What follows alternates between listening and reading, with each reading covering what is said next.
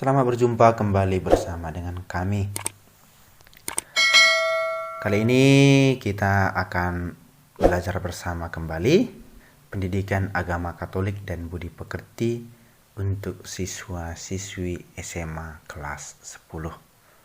Semoga kita senantiasa diberkati oleh Tuhan Yang Maha Kuasa dan keluarga kita juga senantiasa diberkati oleh Allah. Dalam pertemuan sebelumnya, kita telah membahas bersama, kita telah melihat bersama bahwa pribadi itu adalah unik. Nah, kali ini kita akan belajar membahas bersama mengenai manusia pribadi itu sebagai citra Allah. Baik anak-anak kami, mari kita tetap setia, tekun, fokus untuk belajar, untuk memahami manusia sebagai citra Allah.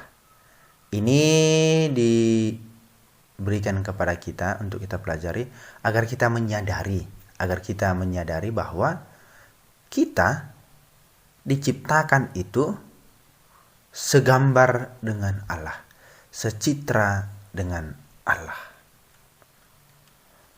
Dalam pelajaran yang sebelumnya, kita telah belajar bahwa manusia adalah makhluk yang unik. Pada pelajaran kali ini, kita akan membahas kekhasan yang lain dari sisi manusia, yang membedakan manusia, saya, dari ciptaan lain yang ada di bumi, dan yang membuat manusia itu lebih mirip dengan Sang Pencipta. Dewasa ini banyak terjadi pelanggaran terhadap martabat kemanusiaan. Di berbagai tempat terjadi kekerasan yang diakibatkan dari sikap fanatik dan diskriminatif ras, suku, agama, budaya, dan kelompok sosial yang muncul di mana-mana. Sikap ini dapat menjalar pada siapa saja, tidak terkecuali kepada orang muda, tidak terkecuali kepada kita. Oleh karena itu, kita perlu disadarkan bahwa sikap tersebut dapat melahirkan berbagai kekerasan dan tindakan anarkis yang sungguh merusak dan sangat melukai martabat manusia sebagai citra Allah. Sebagai sesama citra Allah, setiap martabat manusia adalah bersaudara. Harus saling menghormati dan saling mengasihi.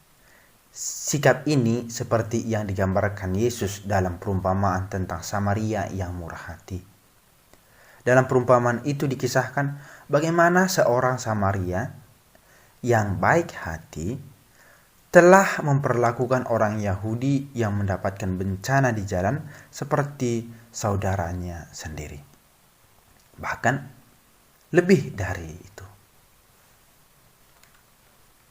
Maka kita akan membahas manusia sebagai citra Allah. Ini akan dibagi menjadi dua bagian. Kesetaraan laki-laki dan perempuan dan keluhuran manusia sebagai citra Allah.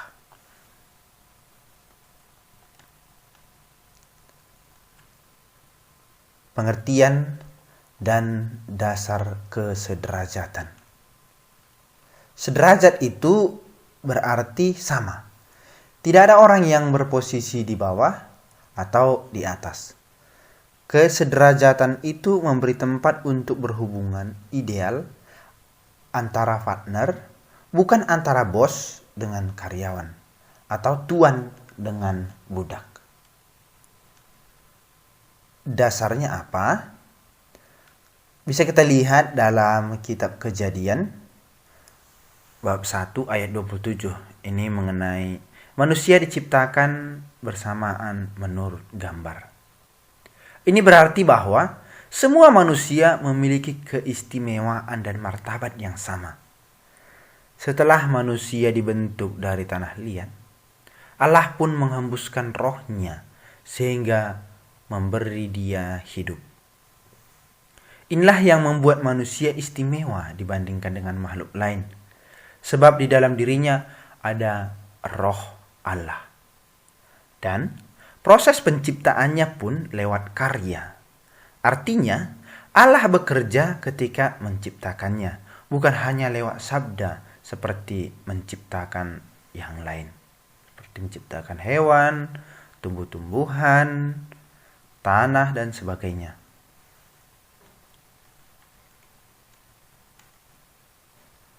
Melihat Adam yang seorang diri, Allah lalu menciptakan Hawa untuk Adam dengan alasan agar dia menjadi penolong yang sepadan dengan Adam. Hawa diciptakan dari tulang rusuk, yang berarti Adam dan Hawa harus saling melindungi. Tulang rusuk itu berfungsi untuk melindungi organ yang penting dalam diri manusia, dan manusia harus selalu melindungi tulang rusuknya. Jika tulang rusuknya itu adalah perempuan, maka laki-laki sebenarnya bertugas melindungi atau merangkul perempuan. Jika pandangan bahwa perempuan adalah bagian kecil dari laki-laki karena diciptakan dari tulang rusuk laki-laki, maka Santo Paulus mengatakan, perempuan memang diciptakan dari tulang rusuk laki-laki, namun semua laki-laki lahir dari rahim perempuan. Contoh, kita lahir dari rahim ibu kita. Ibu kita adalah perempuan.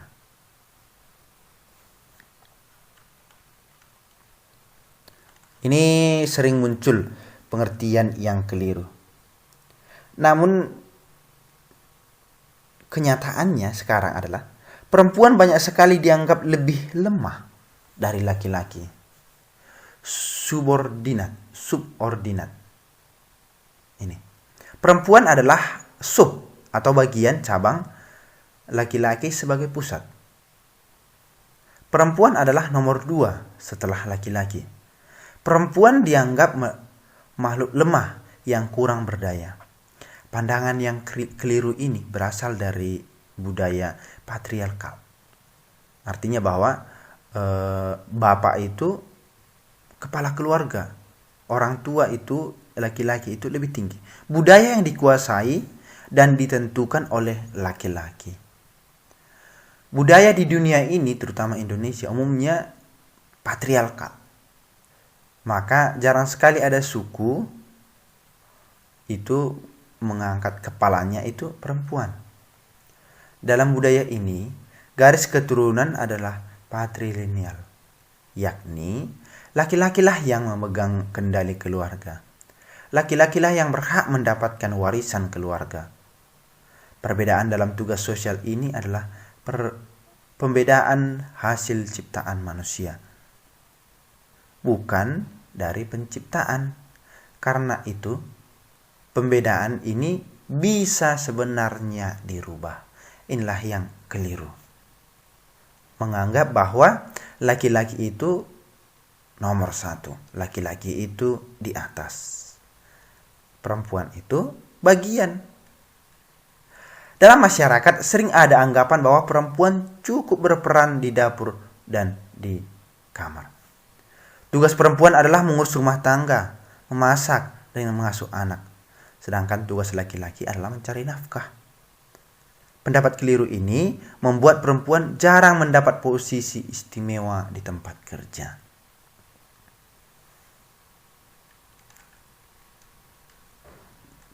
Demitologi.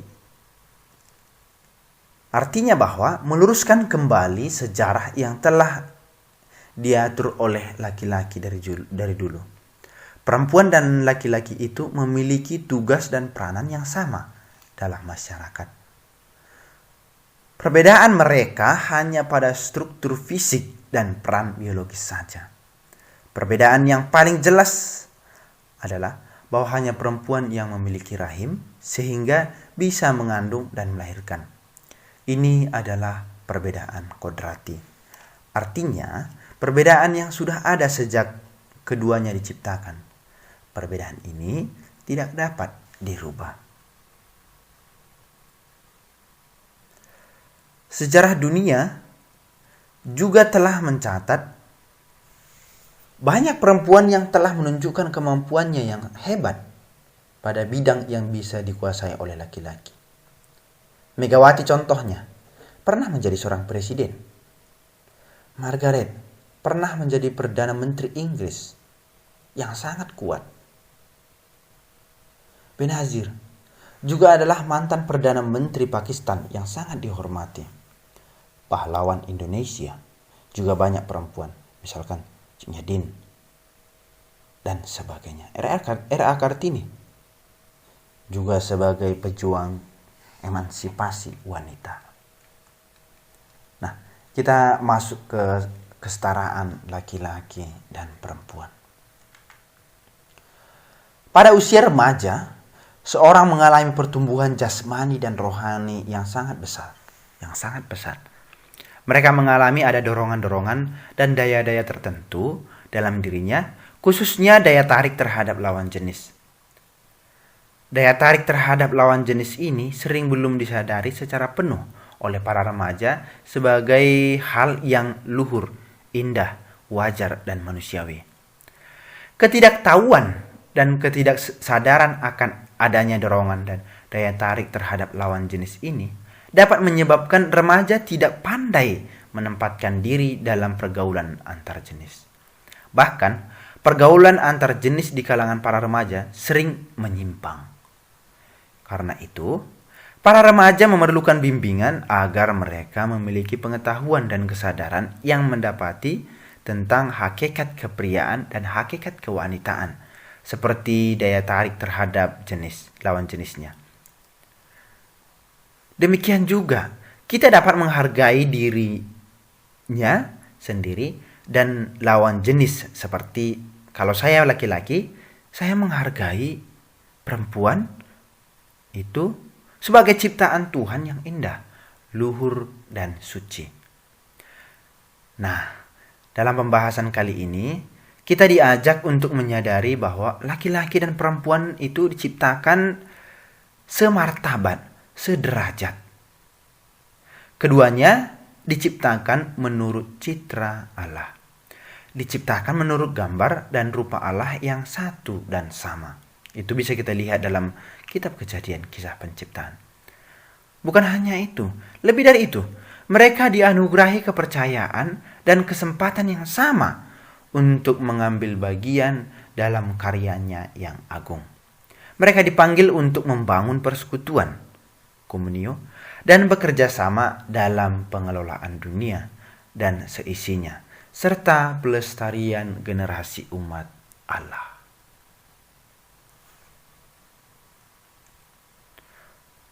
Mari kita membaca dari teks kitab suci Kejadian bab 1 26 sampai 28. Maka berfirmanlah Allah, baiklah kita menjadikan manusia menurut gambar dan rupa kita, supaya mereka berkuasa atas ikan-ikan di laut dan burung-burung di udara, atas ternak dan atas seluruh bumi, dan atas segala binatang melata yang merayap di bumi. Maka Allah menciptakan manusia itu menurut gambarnya. Menurut gambar Allah diciptakannya dia, laki-laki dan perempuan diciptakannya mereka. Allah memberkati mereka, lalu Allah berfirman kepada mereka, beranak cuculah dan bertambah banyak. Penuhilah bumi dan taklukkanlah itu. Berkuasalah atas ikan-ikan di laut dan burung-burung di udara dan atas segala binatang yang merayap di bumi. Baik, dalam Kejadian 1:26 sampai 28 tersebut, manusia diciptakan menurut gambar dan citra Allah, dan pada manusia diberi kuasa untuk menguasai alam ciptaan lain. Kata menguasai berarti menata, melestarikan, mengembangkan, dan menggunakan dengan bertanggung jawab. Allah memberikan kuasa tersebut hanya kepada manusia. Laki-laki dan perempuan diciptakannya menurut gambar dan rupa Allah. Manusia diciptakan seturut citra Allah, berarti Mereka dapat menanggapi dan bersekutu dengan Allah dan secara unik mencerminkan kasih, kemuliaan, dan kekudusannya. Ada beberapa hal yang dimiliki oleh manusia sebagai citra Allah. Yang pertama, manusia memiliki kemampuan, akal budi. Manusia adalah ciptaan yang paling istimewa di seluruh ciptaan di alam semesta ini. Yang membedakan manusia dari ciptaan lain itu apa? Akal dan budi. Akal adalah kemampuan berpikir sebagai kodrat alami yang dimiliki oleh manusia. Berpikir merupakan tindakan operasional yang mendorong aktif untuk berbuat demi kepentingan manusia. Sedangkan budi adalah unsur rohani manusia. Budi diartikan sebagai batin manusia, panduan akal dan perasaan manusia yang dapat menimbulkan baik buruk segala sesuatu. Fungsi akal berpikir, mengingat kembali apa yang diketahui dan sebagai tugas dasarnya untuk memecahkan masalah dan akhirnya membuat tindakan. Inilah salah satu karunia yang diberikan oleh Allah kepada manusia, yaitu akal dan budi. Kalau dalam bahasa Latin juga dikatakan bahwa manusia adalah binatang yang berpikir, makhluk yang berpikir. Jadi itu yang membedakan kita dengan makhluk lain. Yang kedua, manusia memiliki kehendak bebas. Allah telah menciptakan manusia sebagai makhluk yang berakal dan berbudi. Allah telah memberikan kepada manusia martabat seorang pribadi yang bertindak seturut kehendaknya sendiri dan menguasai segala perbuatannya. Maka Allah sungguh menghargai kehendak bebas manusia dalam memutuskan apa yang terbaik dalam dirinya. Manusia bukan seperti robot yang segala tindakannya harus diprogram. Allah senantiasa mencurahkan kasih dengan kehendak bebas. Maka, jikalau manusia berdosa, maka mereka melakukannya dengan kehendak bebas. Manusia memiliki keserupaan moral dengan Allah karena mereka tidak berdosa dan kudus, memiliki hikmat, hati yang mengasihi, dan kehendak untuk melakukan yang benar.